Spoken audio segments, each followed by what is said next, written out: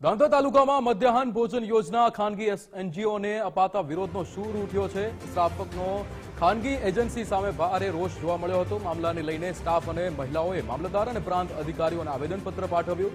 મહિલાઓનું કહેવું છે કે અમારી રોજીરોટી ન છીનવાય તેવી વિનંતી છે। ઉલ્લેખનીય છે કે તાલુકામાં યોજના અંતર્ગત 213 કેન્દ્ર આવ્યા છે, જેમાં કુલ 648 મદદનીશ અને મહિલાઓ સહિતનો સ્ટાફ રોજગારી મેળવે છે। નોંધનીય છે કે 1984 થી આ યોજના અમલમાં છે। આગામી સમયમાં આ યોજના ખાનગી એનજીઓને આપવાને લઈને મહિલાઓએ સ્ટાફને આવેદનપત્ર પાઠવ્યું।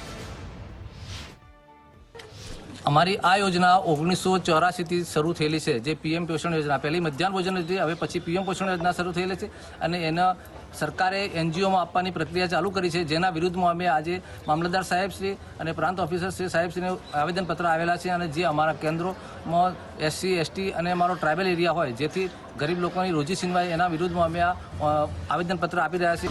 મધ્યાહન ભોજનની અંદર ઘણા વર્ષોથી કામ કરીએ છીએ અને ગરીબ વર્ગના લોકો છીએ, એટલા માટે અમે સરકારને વિનંતી કરીએ છીએ કે અમારી રોજીરોટી ના છીનવાય અને અમે રોજીરોટીથી જીવીએ છીએ, એટલા માટે અમારી રોજીરોટી ના લે સરકારને વિનંતી કરીએ છીએ।